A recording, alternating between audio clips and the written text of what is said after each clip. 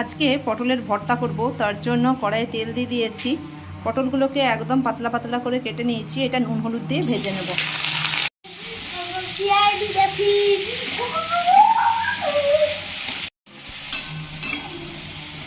ভালো করে নুন হলুদটা মিশিয়ে নিয়ে ভেজে নিচ্ছি ভালো করে।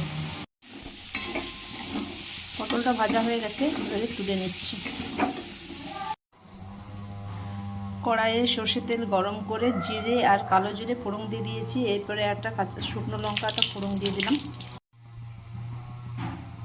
এরপরে এতে রসুন কুচিগুলো দিয়ে দিচ্ছি। রসুনটা একটু ভেজে নিয়েছি। এরপরে এতে পেঁয়াজ কুচি আর লঙ্কা কুচি দিয়ে দিচ্ছি।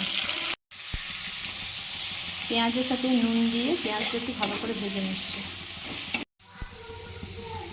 এর সাথে একটা টমেটো কুচি দিয়ে দিচ্ছি। এরপরে এটা ভালো করে ভেজে নিচ্ছি। পেঁয়াজগুলো সব ভাজা হয়ে গেছে, এবার এগুলো তুলে পটলের সাথে মেখে নেবো একসঙ্গে।